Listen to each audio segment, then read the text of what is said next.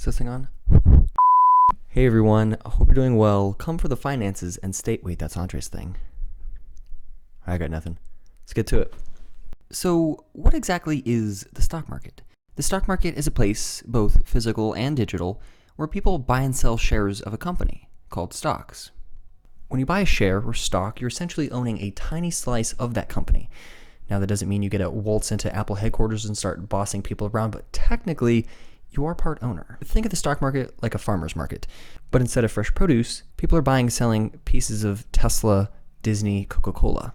And sadly, there's no free samples. Companies sell shares on the stock market for various reasons: to expand their business, to create new products, pay off debt, and we buy those shares with hopes the company does well so we can reap the benefits of higher stock prices.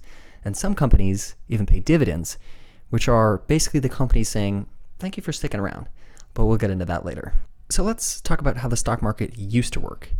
Back in the day, it was a very physical place. If you've ever seen the movie Wall Street or Trading Places, just imagine a bunch of people screaming and yelling, paper everywhere, very chaotic.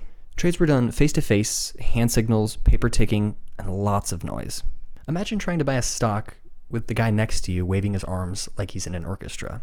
Now, all of this happened on trading floors, with giant booths, screens, and traders running around. Definitely not COVID-friendly. Now here's the thing. Those chaotic trading floors are a thing of the past. Today, the stock market is mostly digital. So instead of being on a noisy trading floor, most trades happen digitally. So instead of yelling, buy 100 shares of Tesla, you can just hit a few buttons and make the trade happen almost instantly. Now, the two biggest stock markets in the United States are the New York Stock Exchange and the NASDAQ. But as of today, they're heavily automated, and the computers handle millions of transactions per second. There's still traders on the floor, but nothing like how it used to be.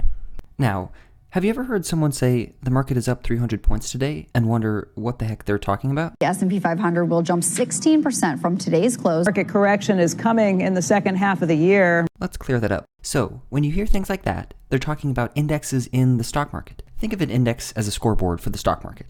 It's basically a group of stocks bundled together to show how specific parts of the stock market are doing. For example, the S&P 500, ticker symbol SPX, is one of the most famous indexes. It tracks the performance of the S&P 500, the 500 largest companies in the United States. So, if you hear the S&P 500 went up today, it usually means those big companies are doing well overall. But here's where people get confused. Just because the S&P 500 went up doesn't mean every single stock went up inside of it. It's an average. Your personal stock could still go down even if the index is rising. Think of it like a class average in a school. The class might have an average grade of a B+, but that doesn't mean that every student got a B+.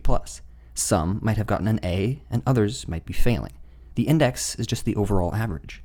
Other popular indexes include the Dow Jones Industrial Average, ticker symbol DJIA, which tracks 30 big US companies, or the Russell 2000, ticker symbol RUT, which follows 2,000 small US companies. Indexes matter because they can give you a quick snapshot of how a big chunk of the market is performing. They help investors see trends, and they're often invested in directly through ETFs, so you can own a piece of hundreds of thousands of companies with just one purchase. Now, I know what you're thinking. What the heck is an ETF? For the purposes of this video, just pretend it's the same thing as an index. So because trading is digital, you can check live stock prices from home, buy or sell instantly, and manage your entire portfolio from the couch. So why should you care about the stock market at all? Well, historically, the stock market has been one of the best ways to build your wealth over time, averaging about 7 to 10% per year. It's definitely better than stuffing your cash under your mattress. And thanks to fractional shares and digital trading, you don't need thousands of dollars to get started. So that's the stock market in a nutshell.